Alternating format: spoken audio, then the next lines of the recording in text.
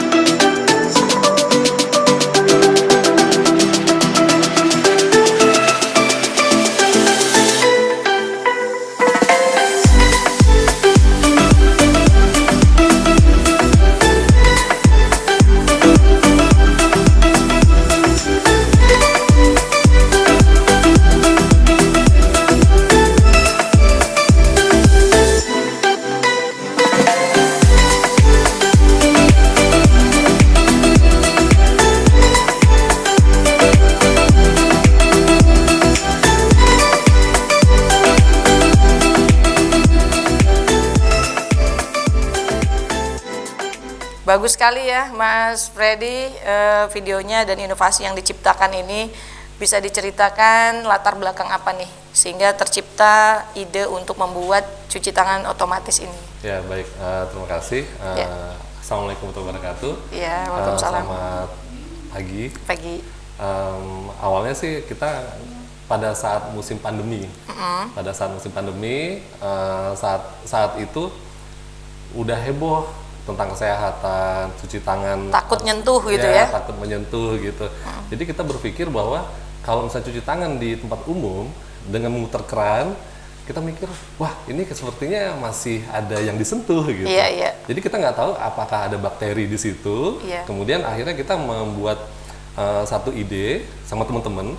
Akhirnya kebentuklah cuci tangan otomatis seperti itu. Itu udah berapa lama tuh? Kita pada saat awal-awal sih di bulan Maret-April ya? Iya, Maret-April kita udah punya ide itu, akhirnya kita ngerancang dulu. Awalnya kita sih banyak percobaan juga yang kita buat seperti itu. Berapa orang nih yang terlibat di pembuatan? Karena kan pas idenya itu berarti, saya pengen buat ini tapi rembuk sama teman-teman gitu. Berapa orang tuh kira-kira? Sebenarnya kita base-nya di akademi, namanya Synapse Academy. Synapse Academy ini ada beberapa orang tim di situ yang konsennya ke programming sebenarnya. Programming. Nah, kita membuat itu yang konsen ke sini sekitar 3 atau 4 orang. 3 atau 4 orang untuk mekanik buat kerangkanya, ngedesainnya, biar pada saat orang ngebawa itu ngedesainnya lebih kelihatan, lebih enak kan seperti itu. Jadi kerjasama sama teman-teman membuat kira-kira mesin cuci tangan ini lebih enak dilihat, gampang dibawa gitu ya. Praktis. Nah, kita udah ngedesain itu, Berarti di dalam pembuatannya itu pakai sensor gerak ya? Oh ya, pakai sensor gerak awalnya. Memang kita ngebuat tanpa mikro sih sebenarnya. Jadi modelnya sederhana sekali. Kita hanya pakai kontrol, pakai sensor, kemudian ketika kita dekatkan, airnya keluar seperti itu. Oh gitu. Airnya keluar. Jadi ada motor di situ untuk menggerakkan atau menjedot air dari tempat penampungan. Berarti saat ini masih pakai baterai atau listrik tuh? Oh, saat ini kita coba awalnya kita pakai baterai. Kemudian sepertinya kalau pakai baterai itu mesti harus di-charger lagi, atau diganti. Kayaknya repot, tapi nanti kita sesuaikan sama kondisi sebenarnya. Nah, saat ini kita ubah dengan listrik, kabel listrik yang itu standby dicolok, kemudian nanti tinggal disesuaikan jarak sama tempat colokan aja. Colokannya. Gitu. Kalau kita lihat di video tadi bentuk mesin cuci tangannya atau kita sebut wastafel ya, itu masih bentuknya sederhana memakai bahan-bahan yang ada di sekitar. Nah, itu kayaknya triplex ya penutupnya, terus ada rangka besinya juga udah kan. Nah, cuma mungkin itu cuma prototipe ya kalau kita lihat. Mungkin kedepannya gimana tuh? Kalau nggak salah mau dijadikan suatu produk yang memang benar-benar bisa dijual atau gimana? Nah, rencana memang kita lebih enak nanti kita buat sepertinya rencananya tuh didesain ada roda, kemudian bisa didorong kayak gitu. Jadi bisa portable, bisa dipindahkan kemana aja.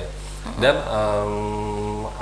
tempat penampungan kita memang tidak hanya sekedar dari tempat langsung dari air, selang ya, tapi kita buat penampungan sendiri, cuci tangan, kemudian bisa juga langsung ke selokan, atau kita tampung lagi kayak gitu. Jadi ada hasil dari limbah airnya itu ada penampung lagi. Ada penampung lagi. Jadi memang kita harus recycle sih. Pada saat udah kira-kira penuh, kita bisa pindahkan, kita buang, taruh lagi seperti itu. Itu sasaran mesin cuci tangan otomatis ini untuk siapa tuh? Sasarannya? Sasarannya sebenarnya memang kita untuk awal untuk masyarakat umum yang di pasar. Gitu ya? Yang di pasar kan aktivitas tuh banyak tuh. Kita bisa bayangkan ketika mau muter keran itu berapa banyak yang nyentuh keran kan gitu kan. Nah, artinya memang untuk masyarakat umum dan juga bisa untuk anak sekolah di sekolahan, perkantoran, rumah sakit. Rumah sakit tuh sangat rentan juga kan. Nah, rumah sakit kemudian nanti di gedung-gedung yang memang sekarang gedung pernikahan itu udah dibuka kan. Itu jadi bisa kita pakai. Kalau kita pas masuk tuh langsung ada mesin cuci tangan gitu. Selama ini kan mungkin manual ya, pakai kayak dispenser gitu atau pakai yang sudah ada sebelumnya itu memang pakai keran sama pakai mekanik yang diinjek. Nah, tapi kita sudah ngelihat pelajarin beberapa riset juga, ternyata kalau diinjek-injek itu nanti ada yang mekaniknya macet lah. Maintenance-nya lebih susah untuk diatur ya? Susah diatur ya. Memang gitu. Jangka panjang sih memang nggak bisa terlalu kita lihat terlalu panjang waktu masa pemakaian gitu. Cuma berapa lama nih sensornya berfungsi gitu? Kan dia tuh ada masa, kalau kayak kita mekanik yang injek tadi, mungkin berapa lama waktunya bakal rusak nih. Nah itu kalau pakai sensor apa nih yang menjadi hambatannya? Kira-kira rentan apa gitu? Gitu. Kalau saat ini yang kita coba itu hambatannya nggak ada. Belum ada. Belum ada. Karena memang aliran listrik langsung. Kalau sensor pun kita ambil bentuk sensor jenis yang dipakai di industri. Jadi massa untuk sensornya pun mungkin agak lebih kuat rentan itunya penggunaannya gitu. Jadi untuk saat ini hambatannya mungkin hanya dukungan dari kita ngebuat produksi lebih massal aja. Lebih massal ya. Berarti itu nunggu order ya? Karena nunggu order berarti. Karena memang saat ini kan memang ada washing mesin yang sudah jadi kan, beberapa perusahaan yang sudah jadi pabrikan seperti itu. Nah, kita produk lokal itu kan produk sendiri, ya kita butuh bersaing di situ. Bersaing, betul. Jadi artinya memang kita butuh support juga dari beberapa kalangan. Jadi memang bisa kita lihat kalau di mana hotel itu rata-rata sudah pakai wastafel dengan sensor ya. Tetapi kan mungkin dalam penggunaannya hanya bisa digunakan dalam bentuk eksklusif gitu. Kita datang gitu kan ke hotel yang bagus terus ada itu. Nah, ini diciptakan oleh Mas Freddy ini untuk masyarakat kita semua gitu, untuk publik bisa pakai cuci tangan otomatis tanpa nyentuh gitu. Jadi inovasi ini memang sangat bermanfaat sekali ya, terutama di pandemi COVID-19 ini gitu. Nah, harapannya apa Mas kira-kira untuk kedepannya nih? Harapannya kita bisa upgrade dari tempat cuci tangan otomatis ya. Itu sebenarnya kita kasih nama Sinwash Alpha. Sinwash Alpha, nanti kita tambahkan rencana planningnya. Di belakangnya itu nanti ada banner untuk info warning gitu. Terus nanti di atasnya lagi itu ada temperatur suhu, ngecek suhu badan.